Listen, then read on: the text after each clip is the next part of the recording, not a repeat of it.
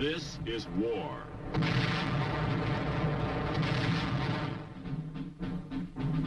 War and its masses. War and its men.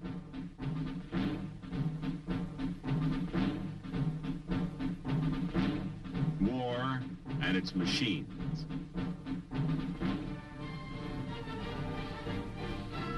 Together they form the big picture.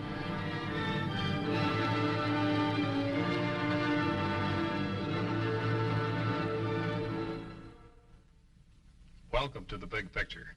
I'm Captain Carl Zimmerman. The Big Picture is a report to you from your Army, an Army committed by you, the people of the United States, to stop communist aggression wherever it may strike. The Big Picture traces the course of events in the Korean campaign through first-hand reports of our combat veterans and through film taken by combat cameramen of the armed forces and produced by the Army Signal Corps. These are the men who daily record on film the big picture as it happens, where it happens. Today we'd like to show you what patrol action in Korea was like. You'll see the return of refugees to the city of Seoul. You'll see an infantry attack on Hill 1179. And later, we'd like you to meet two Signal Corps combat cameramen, Corporal John Romanowski and Sergeant Les Marks, two of the many cameramen who filmed the big picture in Korea. Now, for part of the big picture, let's go back to July 20th, 1951. From 20 July to 20 August, the truce talks at Kaesong continued to hold the Korean spotlight, with limited ground combat resulting in only minor changes in the battle line. A small UN offensive above Kumhwa reduces a red bulge and straightens the Allied line in the central sector. To the east, continued pressure by 8th Army units gains several miles north of Inji and Yanggu. As truce negotiations threaten to break down, UN commanders are alert for any movement by the Red forces, which have been greatly strengthened in men and supplies during the period of the Kaesong conferences.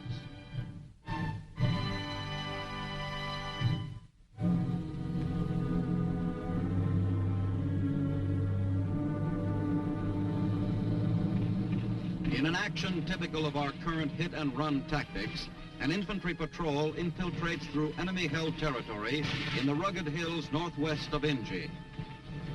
Short advances are made into hostile regions to locate Red outposts by drawing their fire.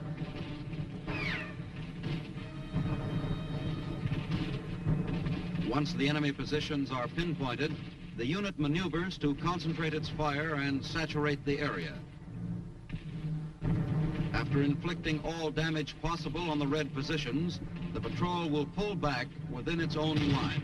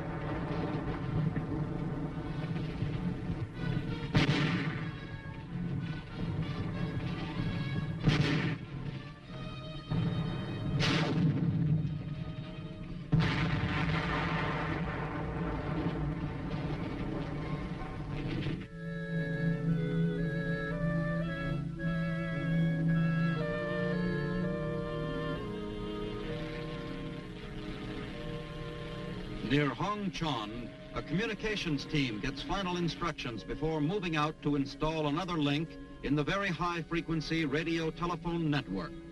The VHF stations are necessarily located on high ground, since the radio beam is limited in its range by line of sight. Mountaintops, high peaks, or ridges, though difficult to reach, are the preferred sites. During the last stages of the climb, pack mules captured from the Chinese communists will carry the heavier, bulkier equipment.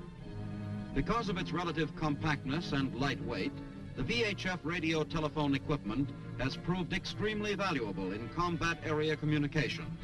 It is easily and quickly assembled, and problems created by unusual terrain features in wire laying are eliminated. During operation, a VHF station can handle 4 telephone channels simultaneously. Receivers and transmitters are carried on A-frames to the site by Korean civilians hired for the trip. Antennas are set up on the highest ground in the site area to obtain the maximum range.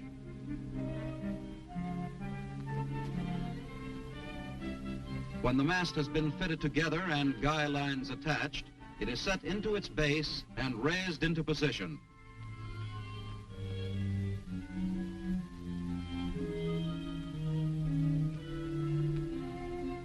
The antenna operating on a directional beam is carefully oriented in azimuth.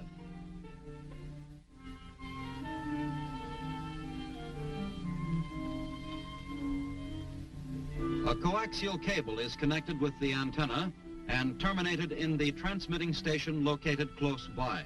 Coaxial cables for both transmitting and receiving pass through the central housing.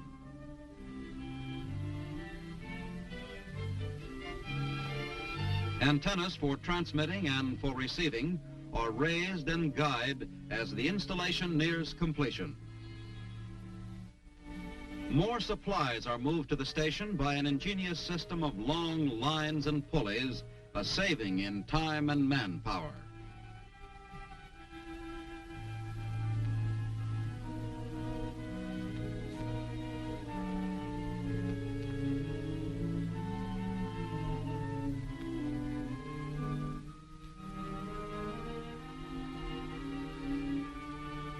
Gasoline for the generator units which provide the electrical energy for the station, food and water for the crew are all hauled up the pulley shuttle system. The newly activated station is ready to make radio contact with another unit. Messages sent through the radio telephone channels pass from telephone to wire to switchboard. The carrier then separates messages into one of 4 available channels which are transmitted by the VHF radio. At the receiving end, the messages follow the same channels to reach their destinations in the field, from radio to carrier to switchboard to telephone. After a series of checks and servicing adjustments have been made, the station is considered installed and ready for operation. It provides another link in the very high-frequency radio telephone network and will contribute its part to the efficiency of our combat communication system.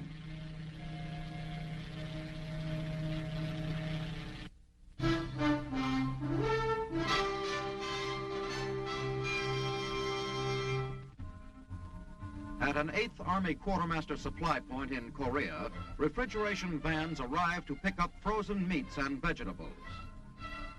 Railroad reefer cars transport the frozen foods to railhead supply depots, where huge refrigerated vans pick up the food for delivery to ration dumps in the forward area.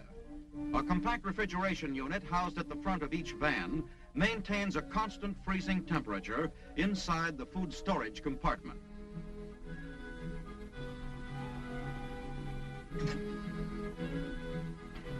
These refrigeration units operate dependably and efficiently under the most adverse conditions, over rough roads and in all kinds of weather. The entire operation of delivering perishable foodstuffs to frontline troops must be conducted with precise timing. Delivery schedules are rigidly adhered to in order to prevent spoilage. Trucks from the fighting units coming to pick up supplies for their messes must also meet the schedule, or delays and traffic snarls result. When loading of distribution trucks is completed, they move right out, heading for their respective outfits. The nutrition and palatability of these fresh foods are a valuable morale builder for the combat troops.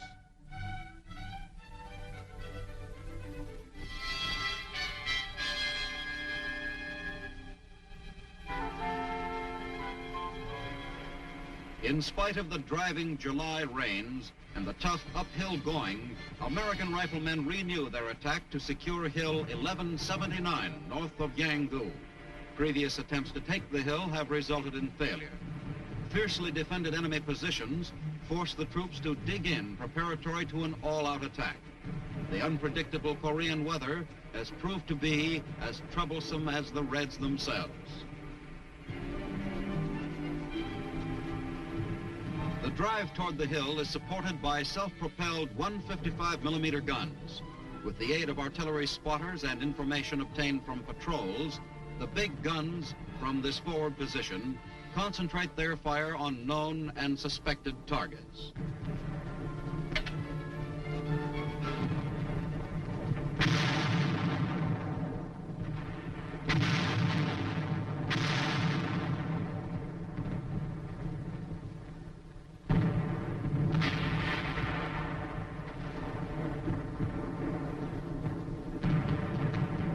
Tanks coordinate their fire in the assault. Surface and air bursts clear the way for the riflemen.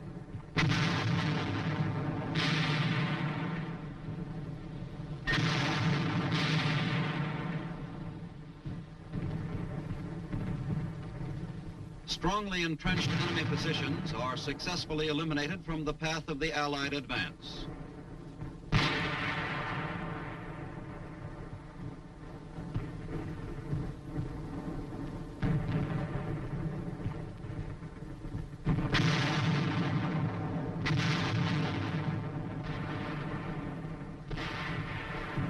With a creeping barrage, a heavy mortar company joins the assault on Hill 1179 in a continuous bombardment of 4.2 shells.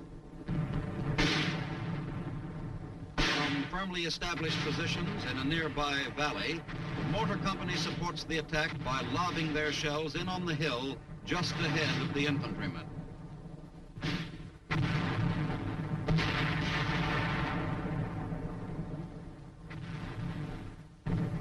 C-119 flying boxcars drop ammunition and supplies as the UN unit reorganizes after the hill is taken.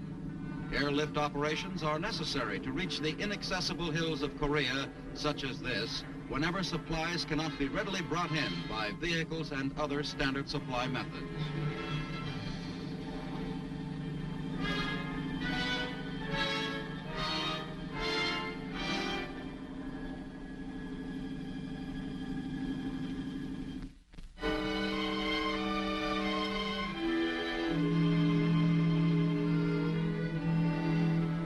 As the peace talks continue and the United Nations line in the north becomes stable, a mob of exhausted, rag-clad refugees swarms back toward Seoul.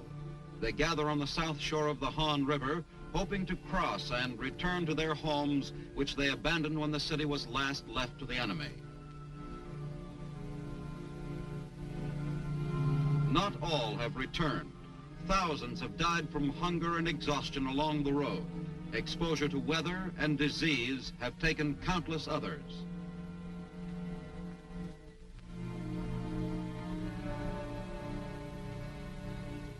Most of the refugees must be turned back because of the serious food shortage in Seoul.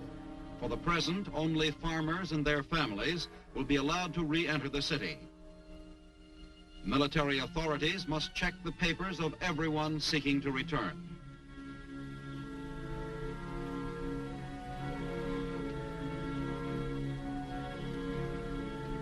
Children, orphaned or separated from their parents in the confusion, shift for themselves.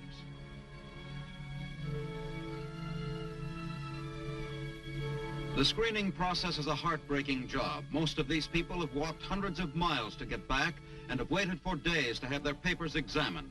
Those authorized to enter the city receive typhus injections. With the city's facilities destroyed, every precaution must be taken to prevent the spread of disease.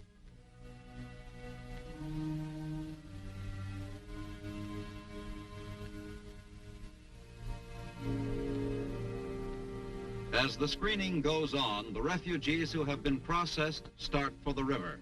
Burdened with their families and the few possessions they have managed to cling to, they plod across the sand to the boats that will take them home.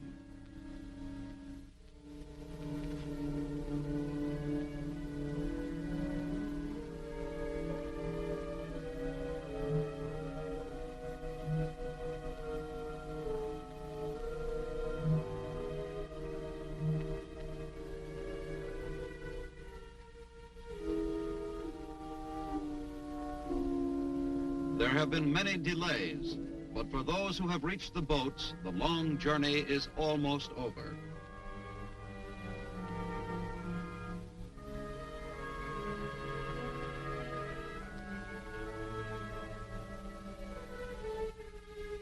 The outlook is still grim and uncertain. The city is in ruins. They will find their homes nothing more than heaps of ashes and rubble. But at least it is hope and a possible end to the months of aimless wandering.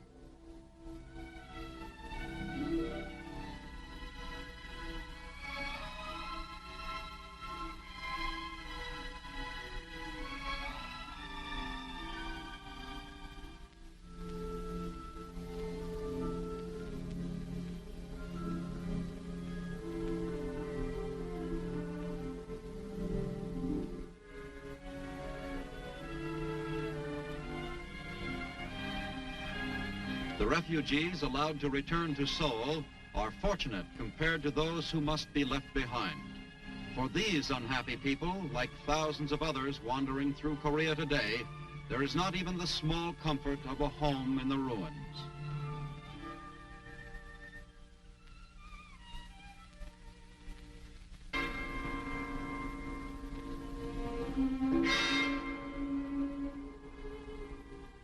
During a tank infantry patrol north of Yanggu, an enemy box mine puts this Allied tank out of action.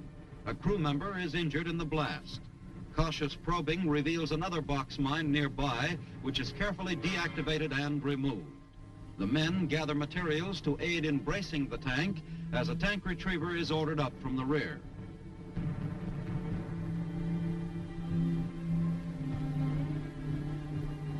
Mud and rain, the universal enemies of the soldier, slow down the work.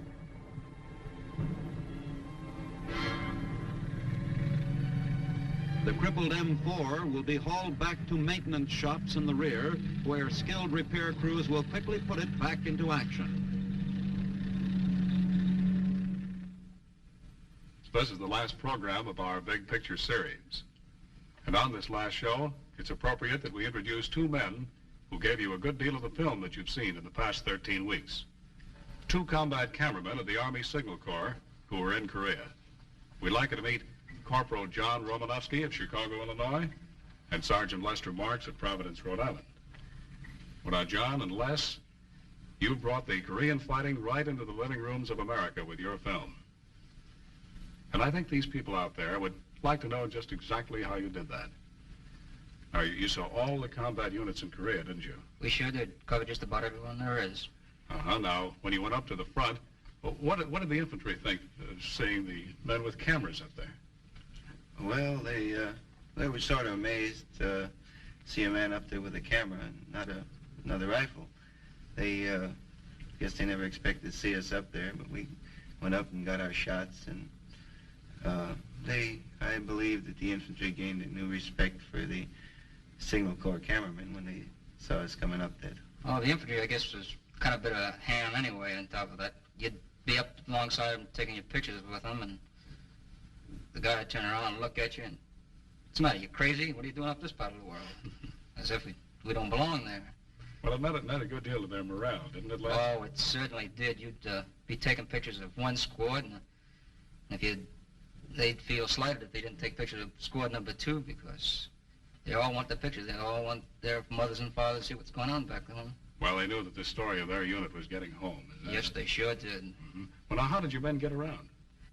By jeep, mainly. We'd travel all over the place, scrounging food off one unit and gas off another, and sometimes we lived like kings, and sometimes we just bunking with the infantry down there in their foxholes. We also did a lot of hitchhiking and a lot of walking, and a lot of the walking was uphill. And it always seemed that when you'd get to the top of one hill, there was that proverbial other hill ahead of you, and it was sort of rough. Well, John, what equipment did you use? Well, we used the 35 millimeter combat camera with the short focal length lenses. We could have used telephoto lenses at times, but it takes you too far away from the action. You don't get the proper mood. That proves So, you were right up there. You get in there and you get your shots. And Some weight to this thing, John. Yes, sir. That's two weights, what we call. One when you're going uphill and another one when you're coming down. Well, what other equipment did you have with Well, you? we had carried our musette bags with 1,500 to 2,000 feet of film and rations if we managed to scrounge some, and your caption books and pencils, and we also had a 45 caliber pistol, which was very similar to our short lenses. We had to be right in close if we ever expected to use it. Well, now, you went out on patrol with these men very often. We sure did. In fact, I sort of made a specialty of it. Some of the patrols was routine and others was a little spectacular. I can recall one instance where I was out with this patrol and I got ahead of the patrol somewhat, and the commies sprung a trap on us, and they wounded about 3 or 4 men of the patrol, and so I hit the ditch and crawled back to my Jeep, turned my Jeep around, and well, I stopped by the patrol. They immediately piled on top of my Jeep, on top of the hood, that is, and I scooted down back towards our own lines. As was passing into our own lines, there's a few newsreel cameramen there. They took pictures of us entering our own lines, which was news for them, but not for the Army. Well, you got the picture out, even though Marks didn't take it, huh? Oh, yes, I sure did. Well, now, you saw a lot of firefights over there, too. You were right with them then, weren't you? We sure did. We saw firefights when we were with the infantry, and we'd go out on tank patrols and stuff, and we got artillery barrages and snipers, and received some mortar fire also. Speaking of mortars, I recall another incident here. I was on patrol with the Marines here, and we was going along the road, and infantry, a mortar barrage hit us. We hit the ditch, and I didn't have a steel helmet with me, and my buddy with me, the cameraman, did. And they was hitting right above us, throwing debris on it, top of us, and I tried to get in under his helmet without much luck. Just didn't make it. Just didn't make it. Just couldn't do it. Well, now, did you ever have a chance to use these weapons you mentioned, John? Yes, I did. Managed to shoot 130,000 communist troops. 130,000? Yes, but of course we were using cameras, and they were POWs. Oh. Well, John, in just a few moments here, we're going to see the truce talks at Kaesong. Now, were either one of you men there? Well, John was. Yes, I was fortunate enough to get into Kaesong and see and photograph the truce talks before I managed to get back to the States. And I got there, and there was a communist photographer taking pictures, and a similar camera to ours. And he was taking pictures, but he had his lens cap on, you see. And consequently, he wasn't getting any pictures. But when he'd finished, I walked up to him, and I tapped him on the shoulder, and I pointed to my camera, and then I pointed to his, you know, and he saw the lens cap on there. He saw the lost face. You didn't think much of them as photographers, then? No, I didn't. I didn't think much of them as photographers or fighters. Well, let's see these scenes, the truce talks at Kaesong, through the eyes of some very good photographers, the men of the Army Signal Corps. On 27 July at the Kaesong truce talks, the Reds agree to an agenda, leaving the question of withdrawal of foreign troops to political conferences. The most important question still to be settled is the military demarcation line. Tape recordings are made of the discussions. British and Australian communist correspondents Alan Winnington and Alfred Burchett cover the talks with the Red delegation. Red propaganda posters appear even in Kaesong. With the meeting at an end, General Na Mil and his Chinese colleagues leave to report to their superiors.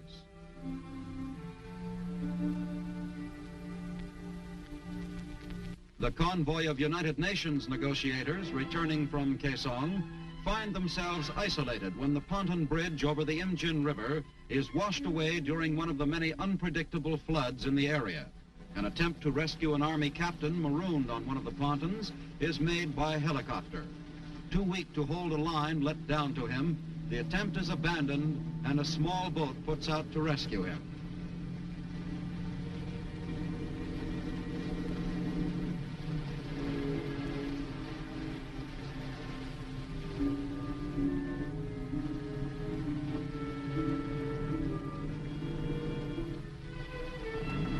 Personnel in the isolated convoy were airlifted by helicopter to Munsan in a 2-hour shuttle operation. As the peace party leaves Munsan for the August 5th meeting, the agenda question of a military demarcation line has yet to be settled.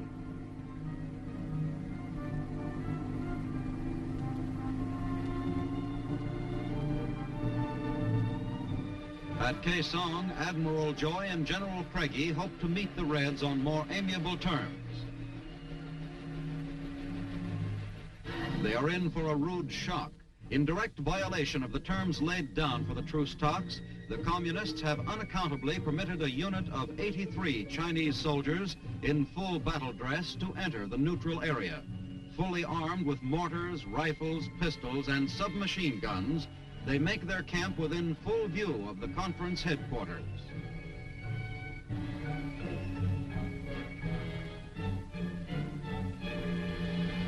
An Allied photographer is threatened away by the commander of the Red Unit. The shortest session to date was terminated by Admiral Joy after 7 minutes, during which he accused the Reds of the violation. An empty conference room symbolizes the gulf between communism and democracy. Admiral Joy reports the neutrality violation to General Ridgway. The UN negotiators are called back to Tokyo. General Namil, with a sheepish smile, apologizes for the incident. After the meeting with General Ridgway in Tokyo, negotiations are resumed. A possible subject for discussion, a change of site for the truce talks. With this program, the Army concludes its 13-week series, The Big Picture. You've seen the men of your Army in Korea, how they fight and why they fight as well as they do. Because they're the best trained, the best equipped, the best led, and the best informed soldiers in the world today. But remember, Korea is only part of the big picture. Everywhere throughout the world, in freezing Alaska, in torrid Panama, in distant Iceland or Japan, Hawaii, the Philippines, in Europe, as well as here in America, that soldier is on guard against communist aggression. And he's ready to fight back against great odds, just as he did in Korea. When you see the uniform of the United States Army, remember, that's your uniform. And the one who's wearing that uniform has pledged his life for your country, for your freedom, for you and your loved ones.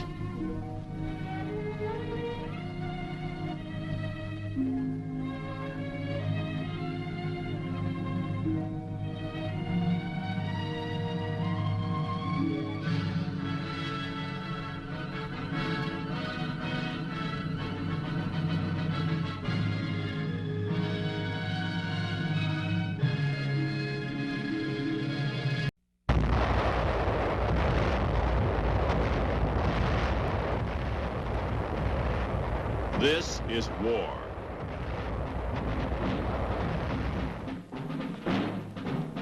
War and its masses. War and its men.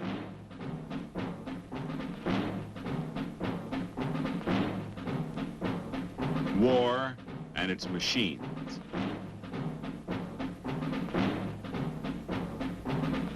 Together they form the big picture.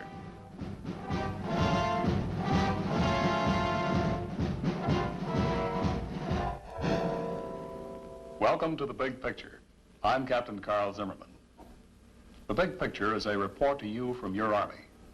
An Army committed by you, the people of the United States, to stop communist aggression wherever it may strike.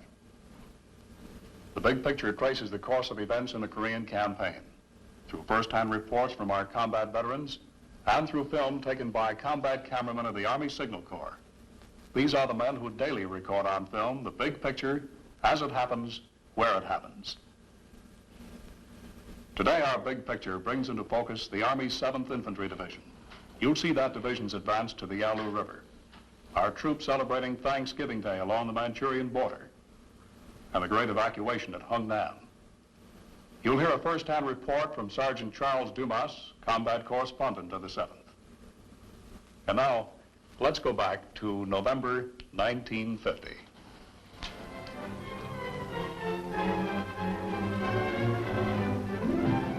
On 20 November, United Nations forces are advancing everywhere in North Korea and have reached the Manchurian border at Haisan-jin, as Chinese Reds, who entered the fighting 3 weeks previously, have suddenly withdrawn.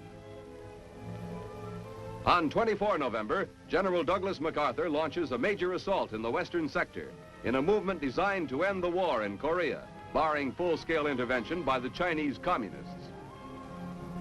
By 28 November, the Chinese Communists have again entered the fighting in far greater force than they did a month previously. This halts the UN general assault and drives UN troops back, especially on the right flank of the western line, where South Korean resistance is crumbling. By 4 December, Chinese Communists have driven a wedge between the U.S. 8th Army in the west and the 10th Corps in the east, with the 8th Army retreating toward Pyongyang and part of the 10th Corps fighting its way out of a trap near the Changjin Reservoir.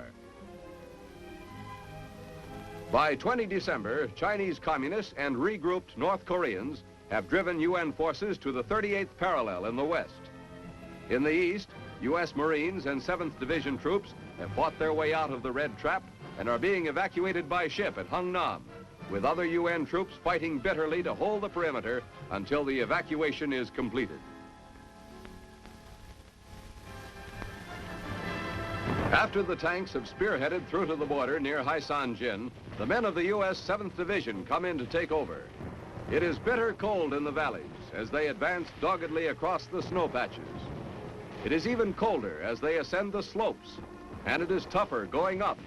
Frozen ground offers little in the way of footholds. Fortunately, there is not much opposition from the enemy. Our planes help take care of that. One good thing, they are advancing. It is a tough, climbing job, but they are going forward. Slowly but steadily, they are coming closer and closer to their objective, the south bank of the Yalu River on the Manchurian border. At this time, it appears that reaching the border will be the beginning of the end of the war in Korea, and the men are anxious to get to their objective.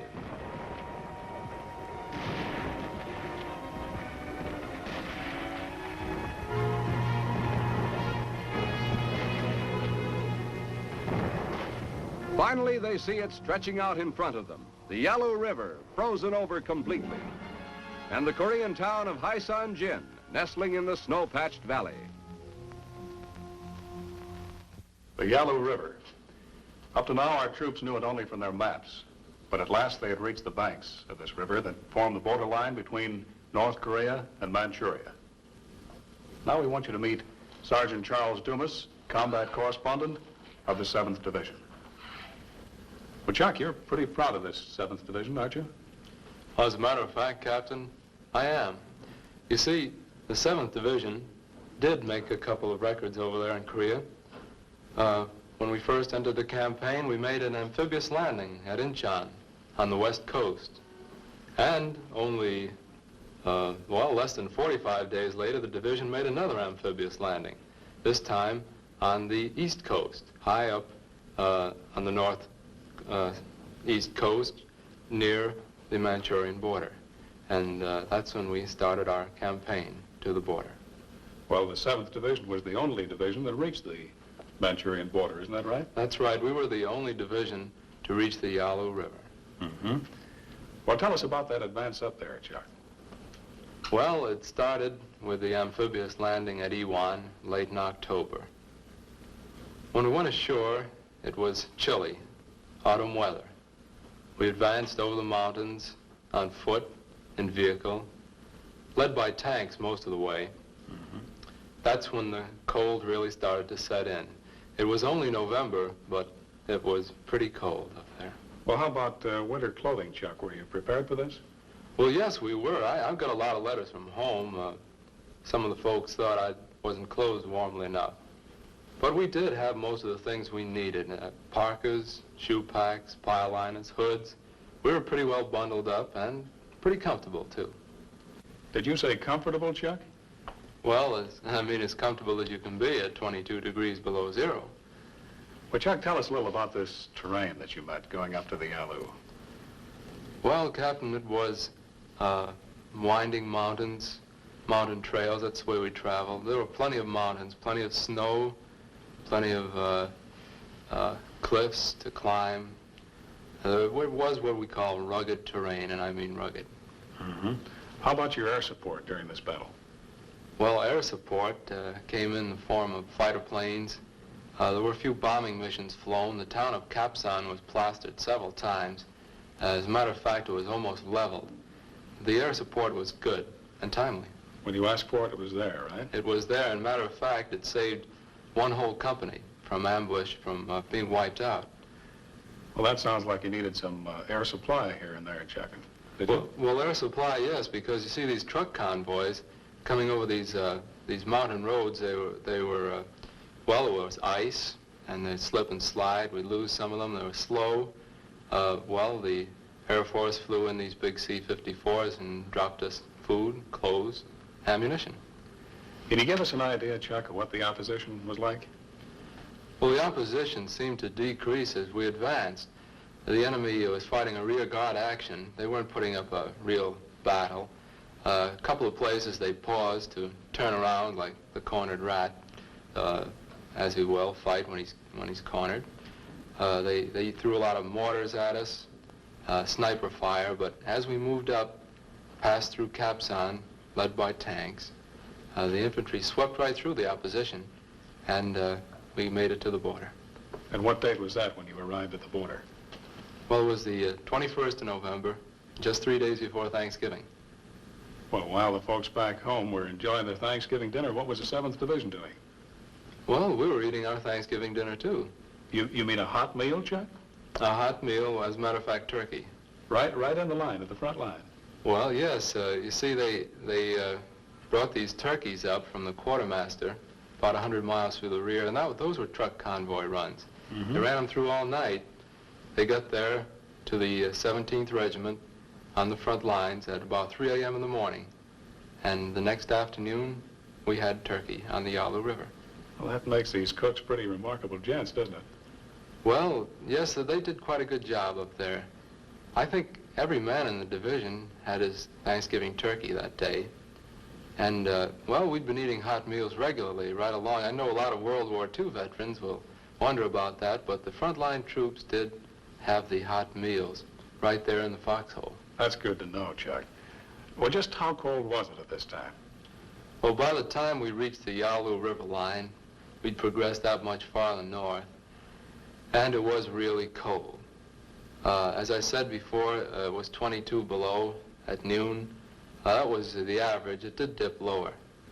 The Yalu River was completely frozen over, and most people have a picture of it as a wide, running, raging river. Well, in the wintertime, in November anyhow, it was just a thin frozen stream. You could see right across into Manchuria. It was very cold and sharp. Well, let's watch the 7th Division now, Chuck, as they celebrate Thanksgiving on the Yalu River. Giving dinner, turkey with all the trimmings, and served piping hot is a pleasant interlude. It brings a touch of home to the icy wastes of Korea. The machine gun crews crouched in the outposts overlooking the vast icy stretch of the Yalu River are not forgotten. The mess sergeant brings Thanksgiving to them, too. Hot chow that hits the right spot when it's so cold.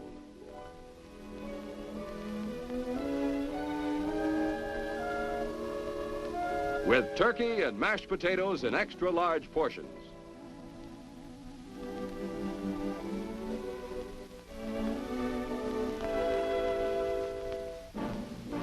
But Thanksgiving peace doesn't last long. The Chinese hordes attack suddenly, crossing the ice on the Yalu in ever-increasing numbers. Many of them surrender. At the Changjin Reservoir, the men of the 1st Marine Division and the 7th Infantry Division find themselves trapped by 10 communist divisions. That's when the withdrawal is ordered. Retreat? Hell, snapped one Marine commander. We're not retreating, we're just advancing in a different direction.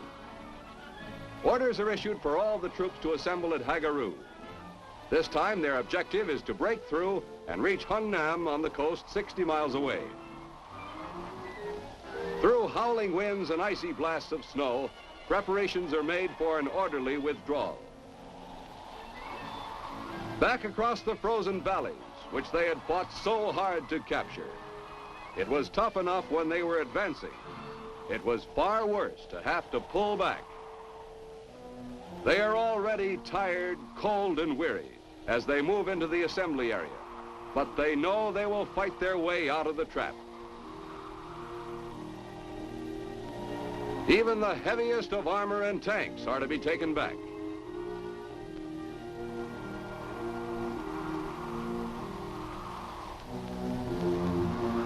There are casualties as much from the cold as from snipers' bullets. The wounded are carried along. The dead are buried.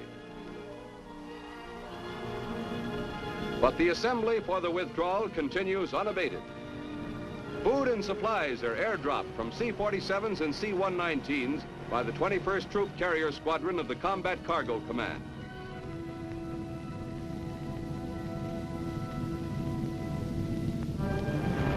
Ammunition, medical supplies, and food are dropped. No matter how cold and tired they may feel on the ground, the sight of these cargo planes dropping their parachute loads from the skies gives the men a sense of not being forgotten, a feeling that they are still part of a vast team, fighting together.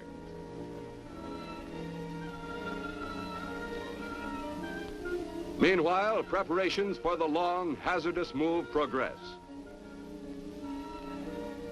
All excess equipment is burned or destroyed. They make sure that nothing will be left that the enemy can make use of. Trucks, jeeps, everything and anything that is mobile that can move under its own power is saved. The enemy will find, when they take over, only ruined earth and charred remains.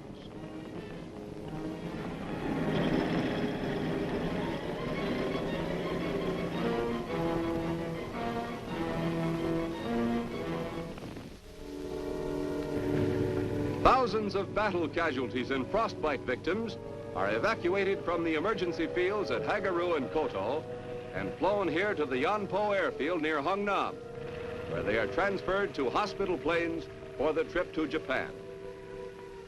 They will soon find themselves warm and well cared for. Many of these men suffered their wounds during the withdrawal from the Changjin Reservoir, but none were left behind to the communists.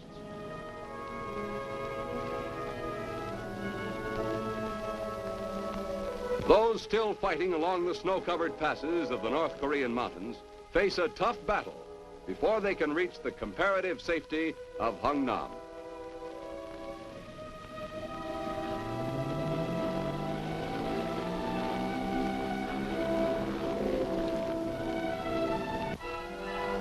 With only short pauses at Hagaru near the Changjin Reservoir and Koto 10 miles south, the steady push to safety continues.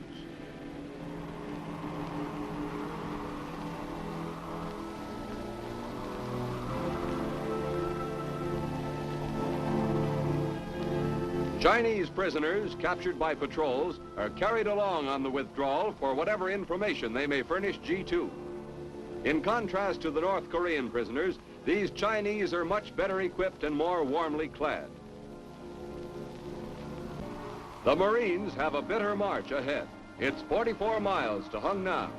The road winds through some of the roughest fighting terrain in the world. In the history of the U.S. Marine Corps, this march will stand as one of its most valiant battles. Twisting, icy roads, snowstorms, below zero cold. General Winter is allied with the Chinese in this operation. While the convoys are moving east, rear guard units are still fighting to hold back the Chinese hordes near Hagaru. Many vehicles break down and are abandoned.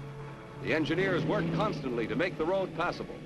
Bridges dropped by air are built ahead of the column. These desperately tired men inch their way along until they reach the little settlement of Koto. They join 3,000 more Marines. But there is little rest here. The Chinese wave is still sweeping down from the north, and a few hours' rest may mean annihilation. Mile by heartbreaking mile, each hour is endless. The cold numbs the mind to everything but the next turn in the road. Then slowly, these weary men realize there is less snow around them. They have reached the foot of the mountains. They are near the sea. 13 days after the march from Hagaru, the Marines meet the protection of the U.S. 3rd Division on the outskirts of Ham Hung.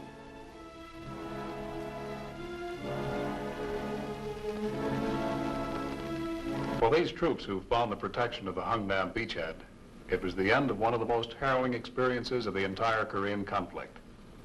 And certainly, Chuck, one of the worst places was the Chongjin Reservoir, isn't that right? Yes, Captain, it was.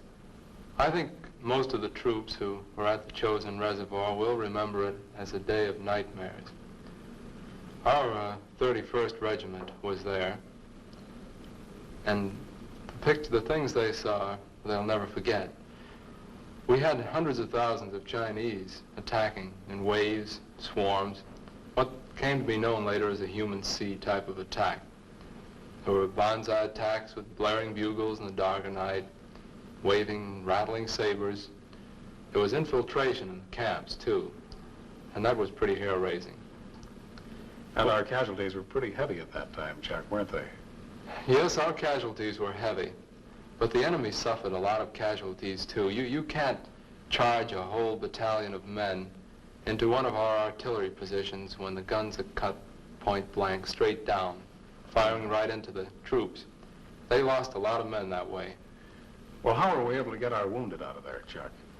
Most of the wounded were evacuated by helicopter or light plane. The 7th Division's light aviation section worked day and night evacuating some of those men, and became the first such section in the Army ever to receive the Distinguished Unit Citation for its work at the chosen Chongjin Reservoir. Mm-hmm. Well, now, all these troops got back to the Hungnam beachhead, and how long a time was it from the time you left the Yalu until you got to Hungnam, Chuck? Well, our 17th Regiment was still posted on the Yalu, and I left them a few days after Thanksgiving to join this 31st Regiment at the chosen reservoir. In the meantime, the pressure was so great on the 17th Regiment extended far to the north that they had to withdraw. And both the 17th Regiments and the 31st Regiments were safely inside the Hungnam perimeter sometime around December 10th. Well, then you saw all the preparations going on for the great evacuation, right? Yes, I did. Can you tell us a little about it, Chuck? Well, we had the 3rd Division there, the Army's 3rd Division, our 7th Division, the 1st Marine Division, the ROK, Republic of Korea, Capital Division, and hundreds of thousands of North Korean civilians, all jamming the port of Hungnam. These civilians wanted to leave. They wanted to go to South Korea, and we did load them on LSTs. Despite all these people there and more than 100,000 troops, the evacuation was orderly. We had landed in an amphibious invasion just about, well, a little more than a month before. So we pulled out in reverse. We did exactly the same thing, just opposite, and it worked out fine. Vehicles, men, and equipment. Well, that was certainly a great concentration of people and equipment, Chuck. It was. Did we have a protection of artillery around this perimeter? Well, yes, I'm glad you mentioned that. The artillery protection, the plan was really something to see. As I said, that we had these 3 American divisions there. We had the United States Navy laying off the coast, including the big Missouri and several other heavy ships. Now, the plan was to have this whole Hungnam perimeter zeroed in, as they call it, in artillery range. With the Army artillery and the Navy big guns, the entire ring around Hungnam was spotted. Should the enemy attack in a mass wave or in a probing attack, the artillery would open up immediately, already registered in on their targets, and blast them. Should the enemy have launched a big attack to push us into the sea, well, our top generals there, I heard their estimates, they said the Chinese would have suffered one of the greatest military slaughters in history. Well, now we have a concentration of troops and men, as we said. We have our protection. Let's watch the preparations for the evacuation of Hungnam. At Hungnam, preparations are underway for the largest amphibious evacuation in military history.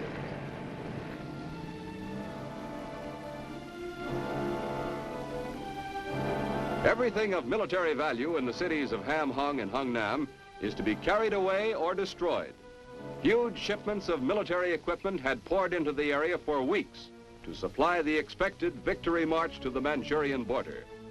Now these supplies, sent here to support the whole 10th Corps, are piled up and carried out to the transports again.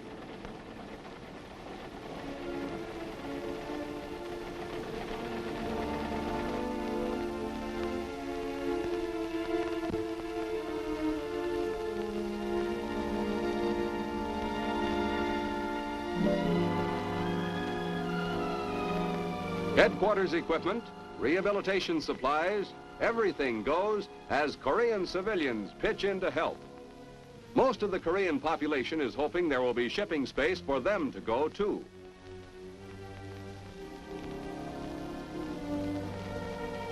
The vast quantity of equipment that is being moved here is more easily comprehended when you think of the units involved. The 10th Corps that is being evacuated includes 3 full U.S. divisions: the 1st Marine Division, the 3rd Infantry Division, and the 7th Infantry Division, plus thousands of South Korean troops. The personnel involved in this move is equal to the entire population of Dayton, Ohio. Over 100,000 civilian refugees from the Hungnam area are taken to freedom along with the troops, but thousands must be left behind to the uncertain mercy of the communists. The refugees pour down to the docks until every available ship is jammed. Their eagerness to abandon their homes and possessions is pitiful proof of their fear of the communist regime. These people, who have known Red domination, give dramatic evidence that they have had enough. Every effort is made to evacuate as many as possible to the Pusan area. Pusan is already swarming with hundreds of thousands of refugees who have fled from other parts of Korea. This huge migration poses a major problem to UN authorities. Loaded down with their few belongings or a baby, the refugees push forward to the ships.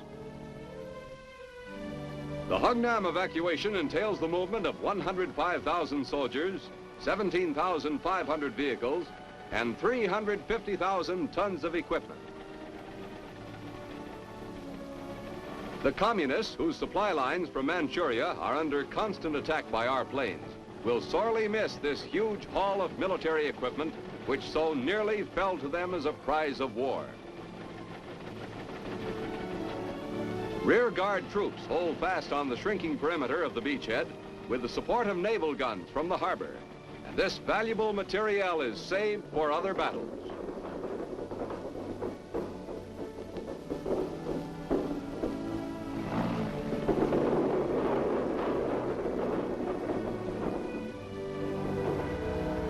With the United States 3rd Division fighting the principal holding action, the rest of the 10th Corps is taken aboard the evacuation ships. The 3rd Division had been fighting to the south of the Marines in the original advance to the border. In spite of the apparent turmoil, the troop evacuation is calm and orderly.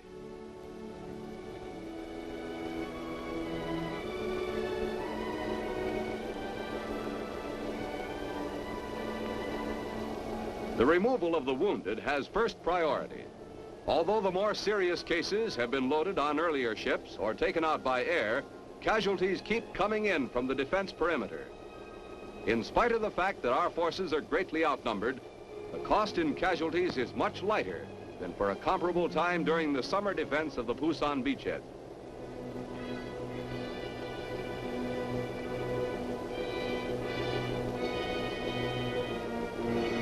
Landing craft form an endless conveyor belt running from the docks to the transports waiting in the harbor. It takes a lot of boatloads to carry 100,000 soldiers.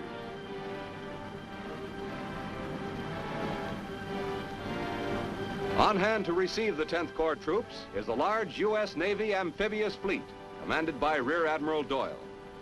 The guns of the 7th Fleet, under Vice Admiral Struble, support the evacuation. This redeployment of an entire Army Corps by sea has never been attempted before. But the U.S. forces, pioneers in mass beachhead operations, simply take their well-perfected amphibious landing techniques and work them in reverse. The evacuation begun on 12 December is well along by the 20th of the month. The gallant fighting force, which fought its way to the coast against tremendous odds, takes leave of Northern Korea.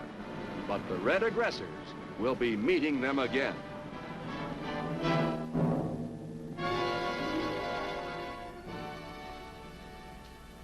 Those were the events that comprised the big picture between November 20th and December 20th, 1950.